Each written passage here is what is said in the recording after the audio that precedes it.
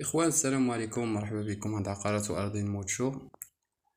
ونتمنى تكونوا بخير وعلى خير جميعا، وعواشركم مبروكة بالصحة والسلامة وجميع المتمنيات. وكنعتذروا على هاد الغياب اللي كنا في، يعني مع هاد عيد الأضحى المبارك. كما قلنا ديما، عواشر مبروكة لجميع المتتبعين عقارات وأراضي موتشو. اليوم جبنا لكم إن شاء الله واحد الهميزة اللي هي عبارة عن أرض فيها 2000 متر.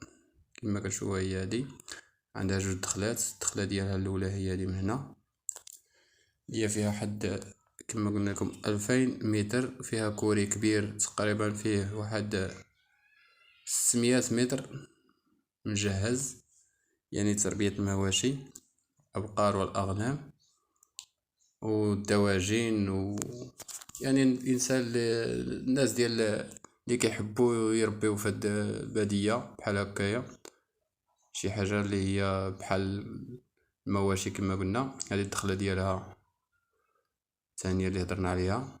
هاد 2000 متر دايرة بالصور يعني كاملة كما كتشوفوا. هاد الجوار ديالها ان شاء الله دابا غادي ندخلو ليها، يعني هي جاية قريبة للمسجد، قريبة للسكان. هذه الدخلة ديالها ان شاء الله هنا كما كتشوفوا. كما قلنا لكم هاد 2000 متر فيها كوري، فيه 600 متر مجهز لتربية الأبقار والأغنام. نتوما كما كتشوفوا هادو الجوار ديالها، فيها المكانة ديال الضو كاترفيل، فيها الماء ديال لونيب، فيها السكنة العسة صغيرة والسكنة ديال الملك اللي هي غادي ندخلو ان شاء الله غادي نشوفوها. هذه هي المكانة ديال الضو الكاترفيل كما قلنا لكم. دابا ان شاء الله غادي ندخلو وغادي نشوفو كيفاش دايره من الداخل.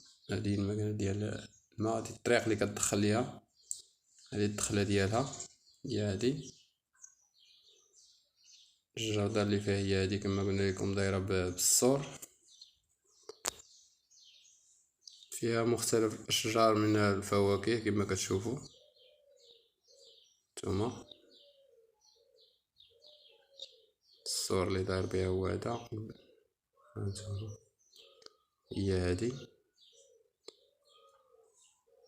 كما كتشوفوا. المسجد هو هذا قريب ليها، دي السكنة ديال الملك. ندخلو ان شاء الله نشوفوا السكنة الملك كيفاش دايره. هانتوما هادي الدخلة، هادي هي السكنة الملك، يعني باقي ما ساكنش. الله دار ليها القبس والزليج ديالها، مازال ما سكنش.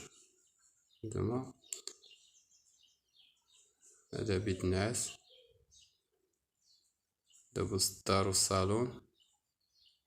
هذه كوزينة هي هذه كما كتشوفوا، يعني باقي خصها غير صبيغة ان شاء الله وهي موجودة. بحال هذا الحمام، لاكارات ديالو بكلشي،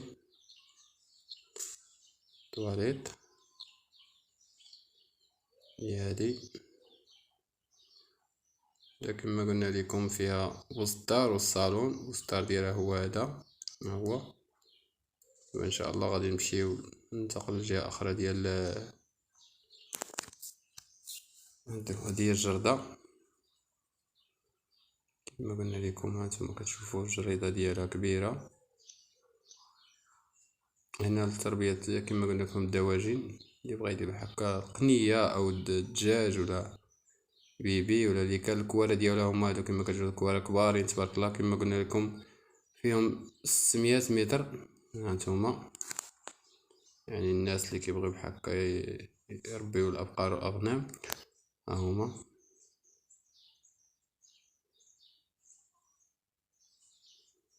يعني وداك الشي راه مجهز، ماشي انسان عادي يجهز ولا شي حاجه. كل مجوار دايز فيه الماء ديالو والروبيني ديالو.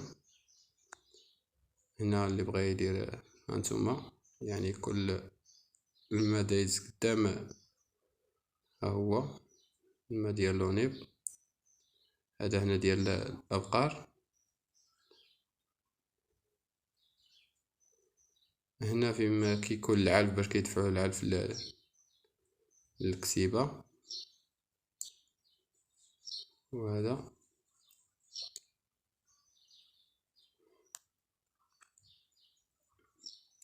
هنا التربية ديال الأغنام، اللي غيدير خرفان أو الغنم هكايا، تربية الأغنام.